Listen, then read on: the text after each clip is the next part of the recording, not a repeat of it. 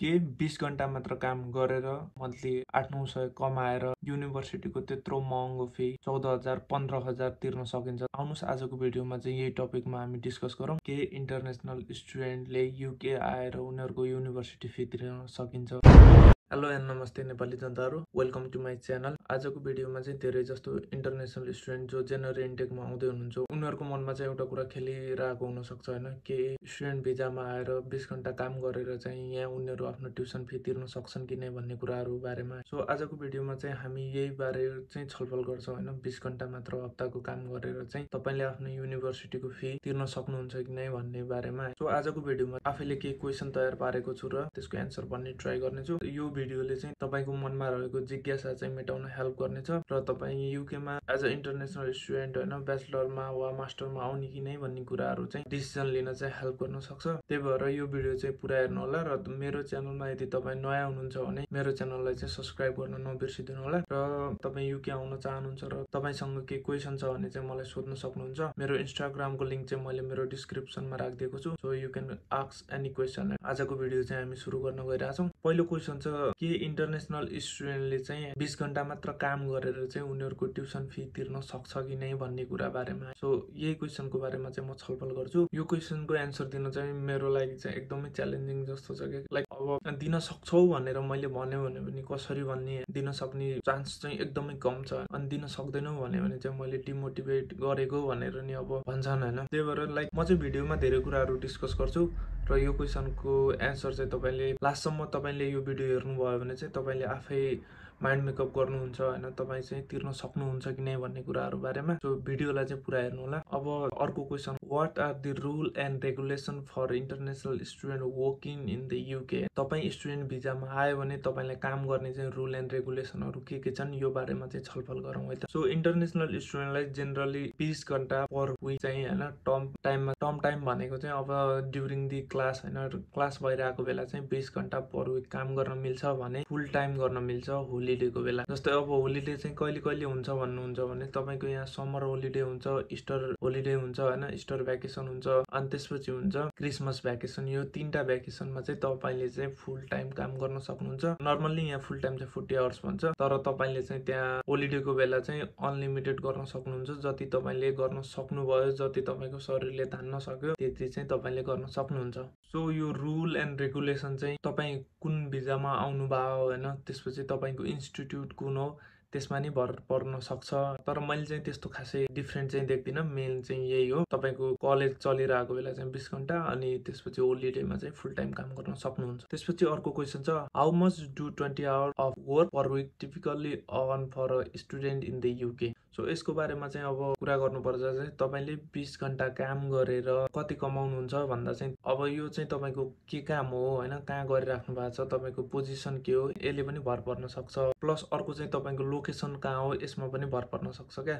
So on an एभरेजको कुरा गर्नुपर्दा चाहिँ इन्टरनेसनल स्टुडेन्टले 20 घण्टा काम गरेर चाहिँ तपाईँको लिभिङ एक्सपेन्सेस चाहिँ कभर गर्न सक्छ। लाइक तपाईँको रुम रेन्ट तिर्न सक्छ, तपाईँको युनिभर्सिटी आउने जाने ट्राभल एक्सपेन्सेस, तपाईँको फुड एक्सपेन्सेस र तपाईँको केही लुगा कपडाहरू किन्नु छ यो एक्सपेन्सेस चाहिँ यो 20 आवर्सले कभर गर्न सक्छ। बट यही 20 आवर्स गरेर ट्युसन फी तिर्छु भन्नु सोच्नु चाहिँ एकदमै पागल जस्तो कुरा हो होइन, यो चाहिँ नेक्स्ट टु इम्पोसिबल छ। अब यसको नर्मल्ली हिसाब गरौँ होइन, युकेको मिनिमम वेजेस चाहिँ तपाईँ 18 वर्षभन्दा सानो हुनुहुन्छ भने चाहिँ 6 पोइन्ट कति छ एक्ज्याक्टली मलाई थाहा भएन, र तपाईँ 18 वर्षदेखि 20 वर्षको हुनुहुन्छ भने चाहिँ 7.49 छ, अनि त्यसपछि 20 देखि 22 वर्षको हुनुहुन्छ भने चाहिँ 10.18 समथिङ छ, भने त्योभन्दा माथि हुनुहुन्छ भने चाहिँ 10.42 समथिङ छ। यो पछि कहाँबाट डाउनलोड गरेर म यो साइटमा राखिदिन्छु। त्यसपछि तपाईँको एज अनुसार चाहिँ हिसाब गर्नुहोस् होइन, मानौ कि अब अन एन एभरेज हामी 10 को हिसाब गर्नुपर्दा चाहिँ 20 घण्टा काम गरेर पर आवर 10 को हिसाब गर्नुपर्दा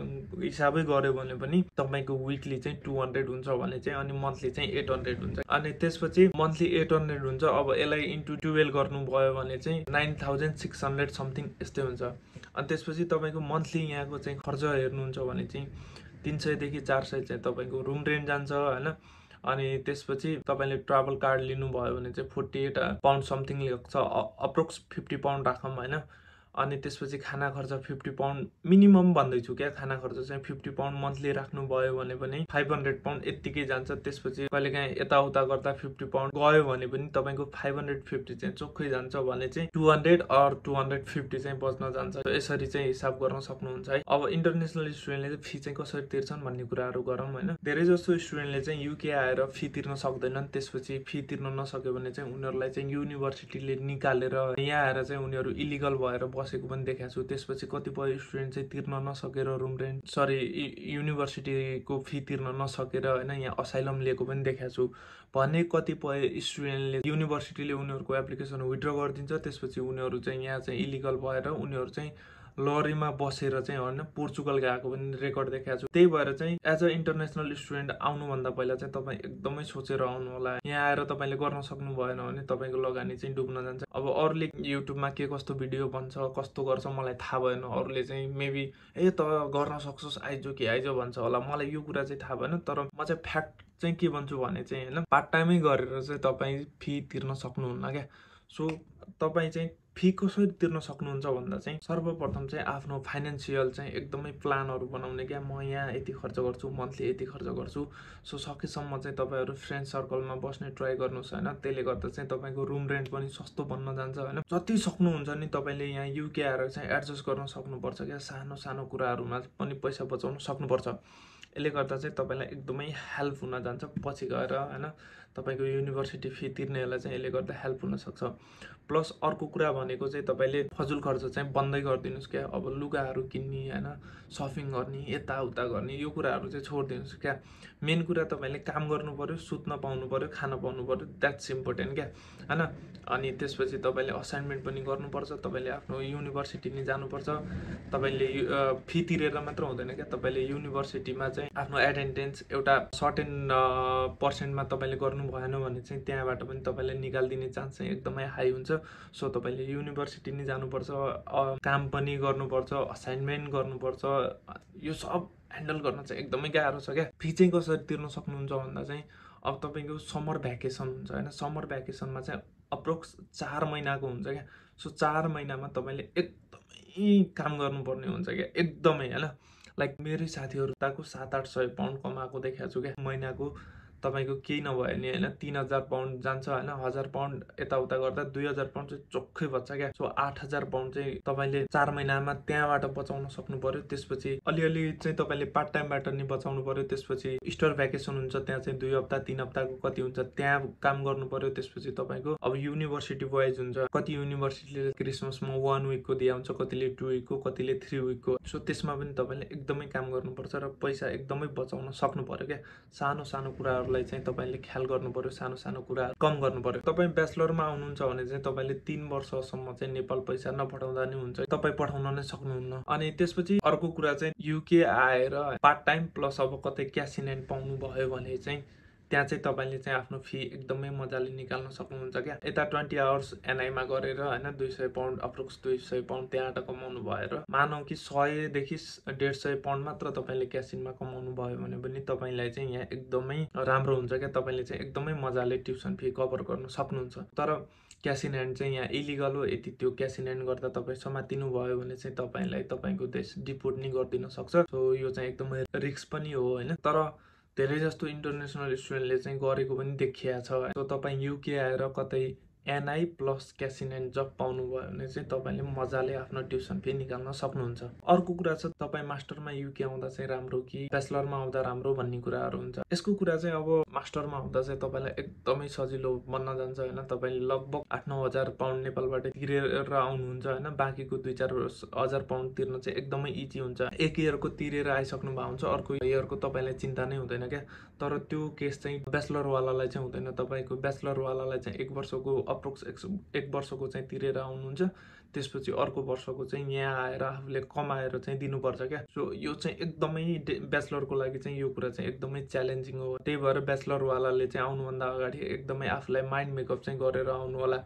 प्लस अर्को क्वेसन चाहिँ के छ भने चाहिँ तपाईँ युके आएर काम चाहिँ कतिको पाउँछ भन्ने कुराहरू छ क्या। मलाई चाहिँ धेरैजना स्टुडेन्टहरूले जो आउन खोज्दै हुनुहुन्छ उहाँहरूले क्वेसन गर्नुहुन्छ यहाँ युके आएर चाहिँ काम पाउन कतिको सजिलो छ कतिको गाह्रो छ। सो युकेमा काम पाउन चाहिँ यतिको इजी चाहिँ छैन क्या। तपाईँको युकेमा कोही रिफरेन्सवाला छ, तपाईँको रिलेटिभ, तपाईँको आफन्त कोही छ भने चाहिँ तपाईँले काम पाउन सक्नुहुन्छ, नत्र तपाईँलाई काम पाउन चाहिँ एकदमै गाह्रो छ। अनि त्यसपछि अर्को क्वेसन छ हाउ टु हन्ट अ जब होइन। त्यसपछि यो क्वेसन चाहिँ अब तपाईँको मेन कुरा चाहिँ तपाईँसँग के एक्सपिरियन्स छ भन्ने कुराहरू हो क्या। तपाईँले नेपालबाट आउँदाखेरि के एक्सपिरियन्स गेन गरेर आउनु भएको छ त्यो हो। प्लस अर्को चाहिँ तपाईँले यहाँ आएर काम खोज्नमा चाहिँ कतिको इफोर्ट दिनुहुन्छ भन्ने कुरा हो क्या। यहाँ आएर तपाईँ रुममै बसिराख्नु भयो भने चाहिँ त्यसले चाहिँ तपाईँसँग एक्सपिरियन्स छ भने नि काम चाहिँ तपाईँसँग भागेर चाहिँ आउँदैन क्या। तपाईँले चाहिँ काम खोज्न जानुपर्छ, काम कहाँ छ त्यो चाहिँ तपाईँ चाहिँ त्यहाँ जानुपर्छ। सो यसको लागि चाहिँ तपाईँले एभ्री डे डिफ्रेन्ट सिटीहरूमा चाहिँ घुम्न सक्नुहुन्छ, each and every day door to door visit गर्न सक्नुहुन्छ, अनलाइन अप्लाई गर्न सक्नुहुन्छ होइन। इच डे चाहिँ तपाईँ डिफ्रेन्ट ठाउँमा गएर चाहिँ सोध्नुहोस् क्या। सो अर्को कुरा तपाईँ काम खोज्न कहीँ जानुहुन्छ भने चाहिँ म्यानेजरसँग चाहिँ भेट्ने ट्राई गर्नुहोस् क्या। किनकि म चाहिँ डोमिनोजमा काम गर्छु, मलाई चाहिँ कोही डोमिनोजमा आएर काम छ भनेर सोध्यो भने काम छैन अफकोर्स भन्छु नि। किनकि मलाई चाहिँ के लाग्छ भने चाहिँ यो आयो भने चाहिँ हामीलाई चाहिँ आवर्स घट्न सक्छ, हाम्रो काम घट्न सक्छ, हामीलाई एउटा राम्रो घन्टा दिन नसक्छ भन्ने चाहिँ एउटा स्टाफको चाहिँ डर हुन्छ। त्यही भएर सकेसम्म चाहिँ म्यानेजरलाई नै भेट्ने ट्राई गर्नुहोस्। सो म्यानेजरले छ भन्यो भने छ, छैन भन्यो भने छैन। यहाँ आएर काम खोज्न चाहिँ एकदमै मेहनत गर्नुहोस्। प्लस अर्को कुरा चाहिँ तपाईँले जे काम पाए पनि गर्नुहोस् क्या, कोही काम सानो ठुलो हुँदैन। मैले यहाँ युके आएर मैले कार वास गरेको छु, मैले हर्स राइडिङमा चाहिँ सफा गर्ने कामहरू गरेको छु, अनि त्यसपछि भाँडा हान्ने काम गरेको छु, डेलिभरीको काम गरेको छु, अहिले डोमिनोजको पिज्जाको काम पनि गरेको छु, अनि त्यसपछि मैले चाहिँ बेकरी फ्याक्ट्रीमा काम गरेको छु, त्यसपछि सलाद फ्याक्ट्रीमा काम गरेको छु। सो एक वर्षमा चाहिँ मैले डिफ्रेन्ट कामहरू चाहिँ गरेको छु क्या। अर्को क्वेसन छ तपाईँ चाहिँ नेपालबाट आउँदा चाहिँ के काम सिकेर आउँदा चाहिँ राम्रो हुन्छ भन्ने क्वेसन छ। सो नेपालबाट आउँदा चाहिँ तपाईँ चाहिँ सर्वप्रथम चाहिँ ड्राइभिङ सिकेर आउनुहोस् क्या। ड्राइभिङ राम्रोसँग क्या। अब नेपालको जस्तो त्यो हावादारी ड्राइभिङ होइन, ड्राइभिङ एकदमै राम्रो पर्फेक्टवाला ड्राइभिङ सिकेर आउनुहोस्, लाइसेन्स बनाएर आउनुहोस्। नेपालको लाइसेन्स चाहिँ 1 वर्षसम्म भ्यालिड हुन्छ होइन। अनि त्यसपछि नेपालको लाइसेन्स लिएर आउनुहोस्। यहाँ आएर चाहिँ तपाईँले आफ्नो कार लिन सक्नुहुन्छ, 1 वर्षसम्म भ्यालिड छ। तपाईँ यहाँ युके आएर चाहिँ 2-4वटा लेसन लिनुहोस् होइन। 2-4वटा लेसन लिइसकेपछि चाहिँ तपाईँले चाहिँ यहाँ आइडिया हुन्छ कहाँबाट कसरी के गर्ने। यहाँ चाहिँ अरू खासै गाह्रो हुँदैन, यहाँ चाहिँ राउन्ड अबाउटमा चाहिँ एकदमै गाह्रो हुन्छ होइन। सो तपाईँले यो कुरा चाहिँ 2-4 लेसन लियो भने चाहिँ मजाले गर्न सक्नुहुन्छ। त्यसपछि अब अर्को क्वेसन छ how do international student usually balance work and studies while attempting to cover their tuition fee भन्ने कुराहरू छ। यसको बारेमा चाहिँ अब कुरा गर्नुपर्दा चाहिँ तपाईँले कामलाई ब्यालेन्स गर्न चाहनुहुन्छ भने चाहिँ तपाईँको पढाइ छुट्छ होइन, पढाइलाई ब्यालेन्स गर्न चाहनुहुन्छ भने चाहिँ तपाईँको काम छुट्छ क्या। सो यो चाहिँ अलिकता एकदमै दुःख लाग्दो कुरा हो होइन। तपाईँ पढ्न चाहनुहुन्छ, म चाहिँ पढ्छु भन्यो भने चाहिँ अफकोर्स तपाईँले कामको चाहिँ सेक्रिफाई गर्नुपर्छ, र म काम गर्छु भन्ने सोच्नुहुन्छ भने तपाईँको पढाइको चाहिँ सेक्रिफाई हुन्छ क्या। अनि यसको लागि चाहिँ तपाईँले चाहिँ अब कहीँ पनि काम गर्दा चाहिँ एकदमै इमान्दारी साथ होइन, मेहनत साथ काम गर्नुभयो भने र यो कुरा म्यानेजरसँग कुरा गऱ्यो भने चाहिँ तपाईँको सेड्युल उसले मिलाइदिन्छ क्या। अनि पछि चाहिँ अब टक्क जतिखेर भ्याकेसन हुन्छ त्यतिखेर नि फुल टाइम दिने चाहिँ एकदमै चान्सेस हुन्छ। त्यसपछि आफ्नो ट्युसन फी इन्टरनेसनल स्टुडेन्टलाई म्यानेज गर्न चाहिँ एकदमै गाह्रो पनि हुनसक्छ। तपाईँसँग म्यानेजिङ स्किल राम्रो छ भने चाहिँ यो तपाईँको लागि त्यति डिफिकल्ट कुरा पनि होइन क्या। सो रिमेम्बर होइन, यदि तपाईँ इन्टरनेसनल स्टुडेन्टमा युके मात्र होइन, युके, क्यानाडा, अस्ट्रेलिया, युएसए जान खोज्दै हुनुहुन्छ भने चाहिँ यो चाहिँ तपाईँको लागि चाहिँ एउटा लाइफ चेन्जिङ डिसिजन हुनसक्छ। कसैको लागि चाहिँ यो अब एकदमै राम्रो डिसिजन होइन हुनसक्छ भने कसैको लागि चाहिँ लाइफकै वर्स्ट डिसिजन हुनसक्छ क्या। यो मेन कुरा चाहिँ तपाईँको माइन्ड मेकअपमा चाहिँ डिपेन्ड हुने कुरा हो होइन। सो इन्टरनेसनल स्टुडेन्टमा आउँदै हुनुहुन्छ भने चाहिँ मेन कुरा तपाईँको ब्याकग्राउन्ड जो फ्यामिली छ उनीहरूलाई तपाईँहरूले चाहिँ स्ट्रङ बनाउन चाहिँ आवश्यक छ क्या। यहाँ चाहिँ तपाईँ मात्र स्ट्रङ भएर चाहिँ काम छैन क्या। किनकि कतिपय फ्यामिली चाहिँ कस्तो गर्नुहुन्छ भने चाहिँ आएको नेक्स्ट मनदेखि चाहिँ पैसा पठा भन्न थाल्नुहुन्छ क्या। यहाँ आएर चाहिँ स्टुडेन्टले चाहिँ कामै पाएको हुन्न होइन, उसलाई एउटा आफ्नै छुट्टै तनाव भइसक्छ क्या। तपाईँ यसरी हिसाब गर्नुहोस् न होइन, म चाहिँ धनगढीको मान्छे काठमाडौँ जाँदा चाहिँ मलाई कति डिफ्रेन्ट हुन्छ होइन। मेरो आफ्नो कति कुराहरू मैले छोडेर आएको हुन्छु होइन। आफ्नै देशमा चाहिँ मलाई कति च्यालेन्जहरू फेस गर्नुपर्छ भने चाहिँ यहाँ चाहिँ सोच्नुहोस् क्या। तपाईँको ल्याङ्ग्वेज फरक छ, कल्चर फरक छ, भाषा, वेशभूषा एभ्रिथिङ तपाईँको रुल रेगुलेसन, तपाईँ कुन लाइफस्टाइल बाँचिराख्नु भएको थियो र तपाईँ कुन लाइफस्टाइल बाँच्नलाई चाहिँ यहाँ आउनु भएको छ, तपाईँको इच एन्ड एभ्री कुराहरू चाहिँ चेन्ज हुन्छ क्या। सो तपाईँको लागि चाहिँ यहाँ 2-4 महिना चाहिँ एकदमै डिफिकल्ट पनि बन्न सक्छ। लाइक तपाईँ चाहिँ म युके किन आएँ भनेर पनि सोच्नुहुन्छ क्या। सो यसको लागि चाहिँ माइन्ड मेकअप चाहिँ एकदमै स्ट्रङ बनाउन चाहिँ आवश्यक छ होइन।